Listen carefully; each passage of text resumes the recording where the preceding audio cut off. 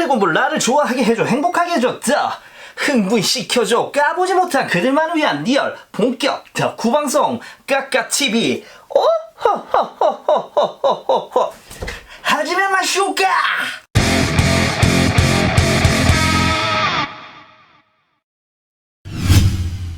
안녕하세요, 까루타 여러분. 까고 까는 남자 까까루또입니다. 오늘은 썸네일에서 보신 대로 우리 자랑스러운 대한민국 조형사들이 비든 작품들 소개할 거예요. 이미 많이 보셨을 두 작품이고 지금이 2020년인데 작년 봄에 나온 제품들이니까 1년이 지난 지금 시점에서야 소개를 하게 되네요. 오늘 까볼 거리들입니다. 2018년 BWFC 2단계 변신 프리저 앤드 2018 BWFC 우유배달 손오공, 오늘 까볼 거리들 로 가지고 나왔습니다. 히히. 비록 일본 회사에서 나온 제품이지만 그래도 바다 건너 나라에까지 가서 자랑스럽게 여기 박스에다가 태극기를 딱 새겨주신 한국 조형가들의 로고에 감사드리며 오늘 제품 까보면서 감상해 볼게요.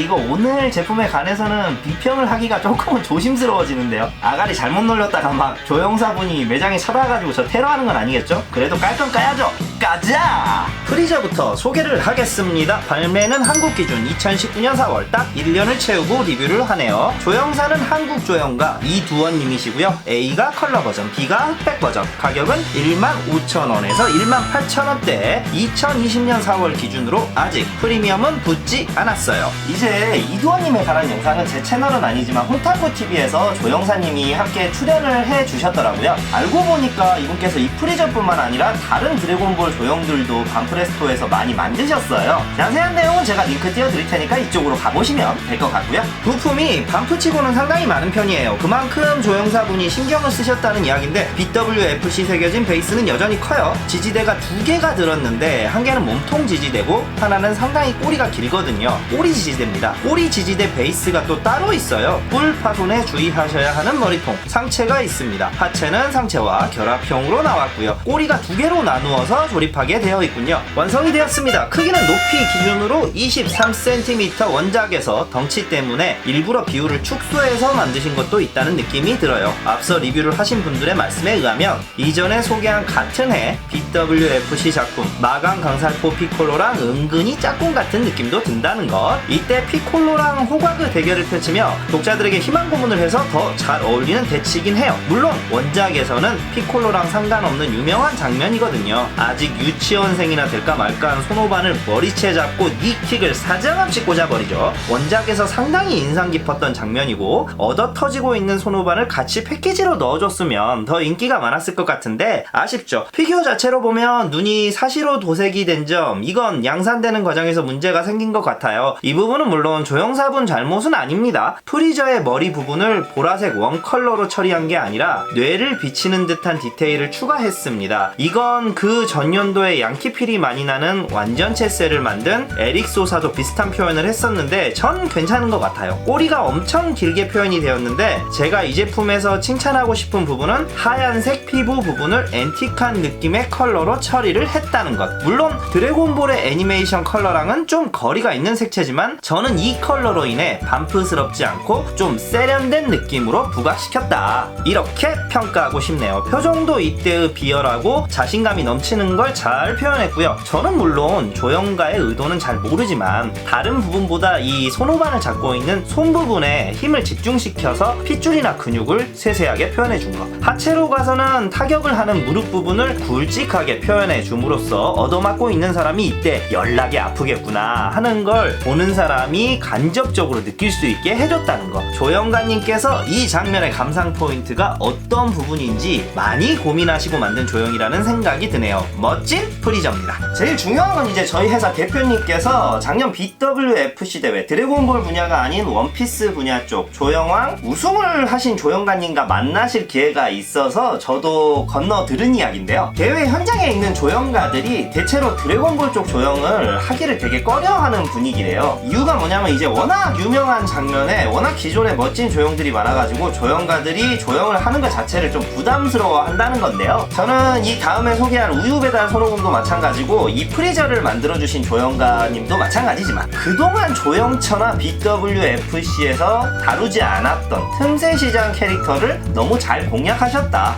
국뽕 컨셉으로 오늘 영상을 올리려고 했지만 진짜 컬렉터의 입장에서 봐도 좋은 조형을 만들어주셔서 대한민국 국민으로서 참 자랑스럽다는 이야기를 하고 싶습니다. 자, 계속되는 국뽕 영상은 우유배달 손오공으로 이어집니다. 발매는 2019년 2월, 가격은 2020년 4월 기준 17,000원에서 19,000원대 형성하고 있네요. 이번 조형사분도 GO라는 애명을 쓰고 계신 한국 조형사고요. 구성 심플합니다. 손오공 본체, 검정색 클리어 베이스 지지대와 보조 지지대 이상입니다. 완성이 되었어요. 크기부터 살펴보시죠. 16cm 정도고요. 칭찬할 게 대단히 많은 조형인데 항상 불만이었던 운동장 베이스가 아주 조형의 맞춤복처럼 딱 보기 좋은 크기로 나왔습니다. 피규어는 이미 많은 분들의 리뷰가 떠돌아다니니까 아실만한 분들은 아실 테지만 저는 대단히 훌륭한 조형이라고 생각해요. 원작에서 무천도사에게 수련받을 때의 그 분위기를 너무 잘 재현했고 이 당시 그림체의 비율이라던가 들고 있는 우유의 디테일이 살아있습니다. 거북이 등껍질도 아주 표현이 좋고요. 무엇보다 502의 얼굴이 유년기 시절은 피규어가 사실 싱크로율이 그닥 훌륭한 게 많진 않거든요. 표정이 너무 좋고 그냥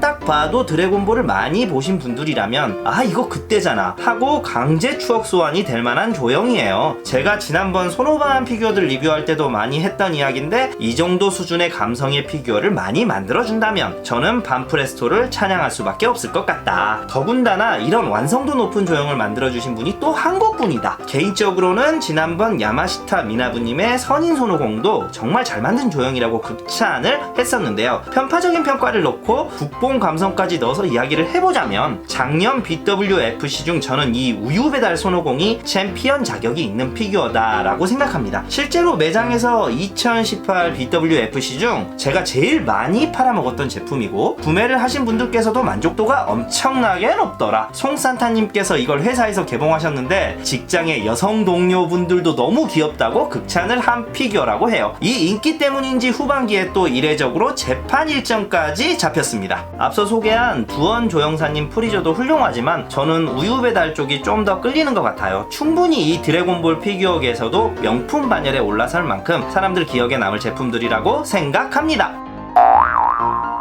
오늘 여기까지 까보았습니다. 저는 사실 국뽕이라느니 일뽕이라느니 이런 식의 어휘를 썩 좋아하진 않아요. 그런데 굳이 오늘 썸네일에는 국뽕이라는 단어를 고집해서 넣었는데 이게 다 이유가 있습니다. 좀 심오한 이야기인데요. 제가 소개하는 드래곤볼은 분명 일본 작품이긴 하잖아요. 제가 자라면서 봐오던 만화 영화들도 대부분 다 일본 만화 영화들이었어요. 피구왕 통키라든지 천사소녀 네티 세일러문 등등 국산 만화와 애니메이션이 비교적 설 자리가 없었죠. 이제 라젠카 같은 경우는 저는 정말 명작이라고 생각하는데 현재 국내 애니메이션 분야는 그림이든 피규어든 굉장히 이 분야 능력자분들이 많으신데도 대부분 외국계 회사에서 일을 하시는 게 참 가슴 아픈 현실이에요. 물론 국위선양을 하고 계시죠. 핫토이 같은 경우도 유명한 조형사분들이 거의 한국분들이라는 거는 컬렉터분들이 이미 많이 알고 계신 사실일 거고 오늘 소개한 이두원 조형사님 같은 경우도 이미 반프레스토에 입사하셔서 다른 조형들을 많이 만드셨더라고요. 국내 만화 산업은 어떻게 보면 나라에서 다 죽여놨어요. 그나마 제가 잘할 때는 국산 만화인 뭐 나라라 슈퍼보드라든가 달려라 하니 검정고무신 등 많이 TV에서 해줬었는데 지금 자라나는 친구들 역시 일본 만화 영화의 영향을 많이 받고 있다고 생각을 하거든요. 그나마 웹툰이라는 방식이 국내에서는 인기가 끌면서 최근에 뭐 노블레스라든지 시네탑 등이 애니메이션으로 제작이 되면서 아직은 희망의 불꽃이 남아있다고 생각을 하는데요. 올 2월에 봉준호 감독이 제작한 영화 기생충이 아카데미 시상식에서 최고 감독상, 최고 영화상을 받았잖아요.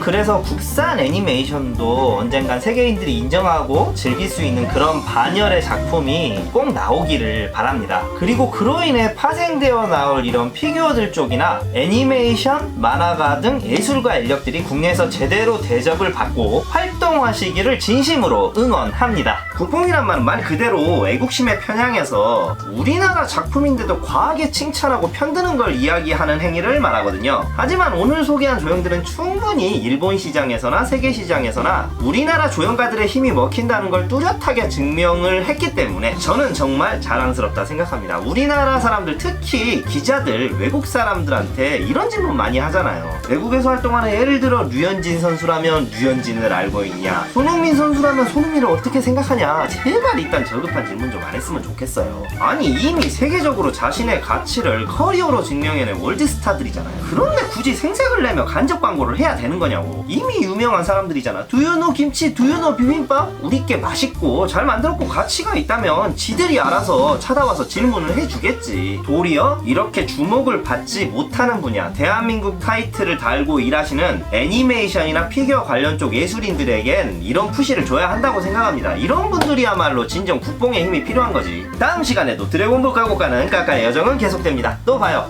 저는 지금까지 까까 로또였습니다.